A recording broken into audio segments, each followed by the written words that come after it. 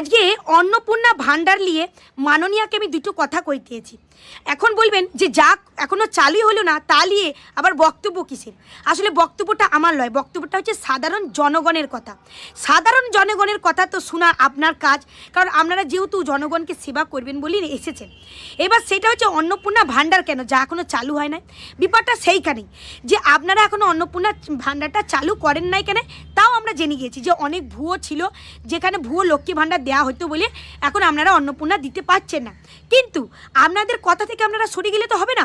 আপনারা বলেছিলেন যে যারা অন্নপূর্ণা ভান্ডার পাবে না তারা লক্ষ্মী ভান্ডার পাবে, কিন্তু এই 2 মাস হয়ে গেল মানে 100-র মধ্যে 90% দিদিভাইরা কোনো টাকাই পায় না। এবার আপনারা বলবেন পশ্চিমবঙ্গে ভাতা ভাতা করে শেষ হয়ে গেল। দেখেন, ভাতা করে শেষ হয়ে গেল না কি করে শেষ হয়ে গেল সেটা পরের কথা, কিন্তু যা একটা নিয়ম চালু হয় না তার পাশাপাশি তাকে নির্ভর করে আরও অনেক কিছু নিয়ম, অনেক কিছু প্রসেস চালু হয়ে যায়, যা আপনাদের হয়তো জানার কথা লয় বলেই আজকে আপনাদের এইটা নিয়ে কোনো ভুরুক্ষেপ নাই।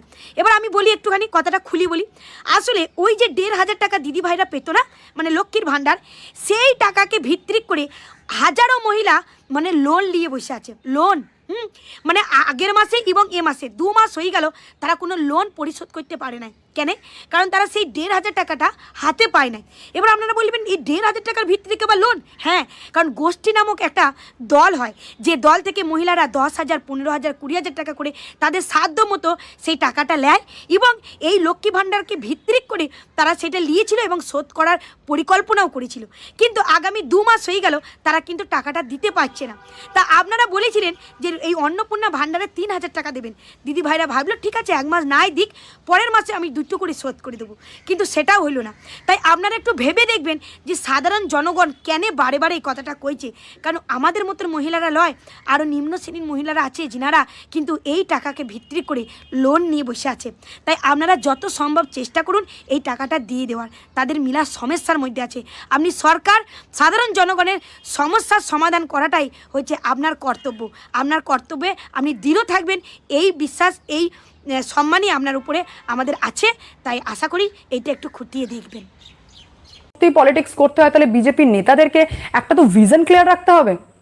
আজকে আমি যদি লক্ষ্মী ভান্ডার পেয়ে থাকি, আমি অ্যাপ্লাই করিনি, আমি আগে আপনাদেরকে বলে দিচ্ছি, কেউ কমেন্ট করবেন না এটা যে আপনি তো লক্ষ্মী ভান্ডার পান কিনা, আমি পাই না, আমি নিই না। তো লক্ষ্মী ভান্ডার যদি পেয়ে থাকি তাহলে সে তো নিশ্চয়ই ওই গভর্নমেন্টকে ছেড়ে অন্য কাউকে ভোট করবে না, কারণ একটা মাস গেলে তো একটা অ্যামাউন্ট তো আসছে। তাহলে বিজেপির ম্যানিফেস্টোতে আমাদেরকে ক্লিয়ার করুক। মানুষ কি জানতে চায় যে এই গভর্নমেন্টকে সরিয়ে যদি আমি বিজেপিকে আনি, বা আমি সিপিএম কে আনি, বা আমি কংগ্রেসকে আনি, বা আমি আইএসএফ কে আনি, যাকেই আনি না কেন ও আমাকে উপকারটা কি দেবে? তৃণমূল কংগ্রেসের থেকে বেটার কিছুই না এক্সপেক্ট করবো বলেই আমি চেঞ্জ করবো, আদারওয়াইজ আমার চেঞ্জ করার তো দরকার নেই। ঠিকই চলছে, মাস গেলে 500,000 টাকা আসছে, খারাপ কি? মহিলারা তো এটাই ভাববে। তো বিজেপি থেকে আমি দেখছি শুভেন্দু অধিকারী একবার বলছেন 3,000 টাকা দেওয়া হবে, দিয়ে হাওয়া বন্ধ, অন্য কোনো নেতার কোনো হিলডোলই নেই। অর্থাৎ কি ভিশন ক্লিয়ার না। অ্যাটলিস্ট আমাদেরকে জানিয়ে দেওয়া হোক। কত লোক তো এখনো পর্যন্ত এটা জানে না যে রেশনের যে চালটা আসে সেটা সেন্ট্রালের নাকি স্টেটের। আইন হওয়া উচিত ছিল ইংরেজদের নামে না একটা রোড থাকবে, না একটা ভবন থাকবে, না একটা গার্ডেন থাকবে। সেইগুলো নিয়ে চর্চা নেই। এত রেপ হচ্ছে, ধর্ষণ হচ্ছে, বিনা দোষে জেল খাটছে মানুষ, সেগুলো নিয়ে চর্চা নেই। চর্চা কোথায়? যার মাথায় হেলমেট নেই তাকে আগে ধরতে হবে, যার গাড়ির কাগজ নেই। এটা কোনো ক্রাইম? ক্রাইম কোনটা? মার্ডার করা, খুন করা, ছিনতাই করা, লুট করা, রেপ করা, এইগুলো তো ক্রাইম, তাই না? তো সেইগুলো না করে করছে কি যে গাড়ি চালানোর জন্য এই নিয়ম বের করে দিয়েছে। আমি এর আগেই বলেছিলাম যে দেশের মালিক যতদিন না জাগবে ততদিন কিছুই হবে না, যেই সরকারই আসুক। 2014 থেকে আজকের 2026, তার ভেতরে মানে 90,000 স্কুল বন্ধ হয়ে গেছে, আর 60,000 মদের কাউন্টার খোলা হয়েছে। এ কথা আমি বলছি না, চলুন কে বলছে শোনাচ্ছি আপনাদের।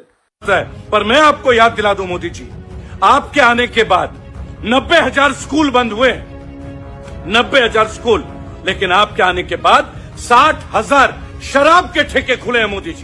मोदी जी देश को बताइएगा सर। তো বন্ধুরা শুনলেন তো কে বলছে। আর হওয়া উচিত ছিল যত গ্রামে রাস্তা নেই, রাস্তা, হসপিটাল, স্কুল, বিদ্যুৎ, এইগুলো হওয়া উচিত ছিল। হয়েছে কি, স্কুল উল্টে বন্ধ হয়ে গেছে 90,000, উল্টে 60,000 মদের কাউন্টার খুলে গেছে। তাই যেই নেতা আসুক এদেশের পরিবর্তন করতে পারবে না। ভারতবর্ষের ইতিহাসে প্রথম হয়েছে যে ঘুষ নিয়ে ধরা পড়ে আবার মুখ্যমন্ত্রী হয়েছে। তো এবার আমার মাননীয় প্রধানমন্ত্রীর মুখে শুনুন কি বলছে। के सामने टीवी कैमरा के सामने कितना लाए हो? अच्छा, लाओ लाओ। और ऐसे कुर्ते में रख देते हैं। टीवी पे देखा कि नहीं देखा आपने? और चेहरा कितना भोला भाला था, ऐसा लगता था ये तो रोज की आदत। তো বন্ধুরা কথা কিন্তু আমি বলিনি, কিন্তু বলতে পারবে না, কিন্তু আমার নামে দোষ দেবে না। अरे बाप रे, ये तो धोती खोल रहा है। প্রধানমন্ত্রী নিজেই বলেছে, শুনলেন তো আপনারা। আর আমাদের গৃহমন্ত্রী কি বলেছে? 3,000 টাকা করে দেওয়া হবে। আগে ওনার মুখ থেকে শোনাই, তারপর বাকিটা বলছি, চলুন। मध्यम वर्ग और लोअर मिडिल क्लास और गरीब, वो सभी में महिलाओं की हालत बहुत दयनीय हुई है।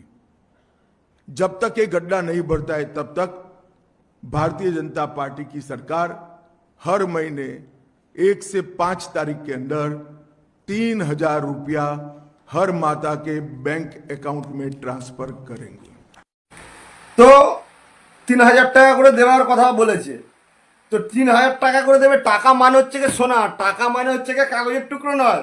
এ তো আমাদেরকে গাধা বানানো। কোম্পানিকে বলবে, কোনো কোম্পানি বলবে আমার এই আইন পাস করে দাও, ওর নাম্বার পাঠিয়ে দেবে, 3,000 টাকা করে ঢোকাবে, ব্যাস। ওই টাকায় ওই নাম্বার নিয়ে আপনি আপনাদের ভাই বন্ধুদেরই বাঁচ দেবেন, তাই না? আসল ধন নিয়ে নেবেন। এর নাম্বার কখনো পয়সা হয় না, এ তো পুরো ফ্রড। আর আমার কাছে সব লিগাল প্রমাণপত্র আছে। 1882 সালে পেপার কারেন্সি অ্যাক্ট নিয়ে এসছে যে টাকা মানে হচ্ছে সোনার। তখন নিয়ম ছিল যে নোট জমা দিয়ে পয়সা নিয়ে আসার, মানে সোনা নিয়ে আসার, ঠিক আছে? আর এই যে 3,000 টাকা করে দেবে বলছে, যাই হোক, এতে আপনাদের লোকসান কি হবে আপনারা বুঝে নিন। লোকসান এটাই হবে, এই যে মাননীয় প্রধানমন্ত্রী কি বলেছে, তেল কম কেনো, সোনা কম কেনো, তারপরে ঘুরতে কম যাও, গ্যাস কম জ্বালাও, পেট্রোল কম জ্বালাও। কেন বলছে এগুলো? কেন বলছে? এবার জিনিসের দাম বাড়বে। 2014 যখন প্রধানমন্ত্রী নরেন্দ্র মোদী হয়েছিল, তখন 50 টাকার মতো তেলের লিটার ছিল পেট্রোলের, এখন 100 টাকার উপরে। গ্যাসের দাম ছিল 500 টাকার মতো, এখন হয়ে গেছে 1,000 টাকার।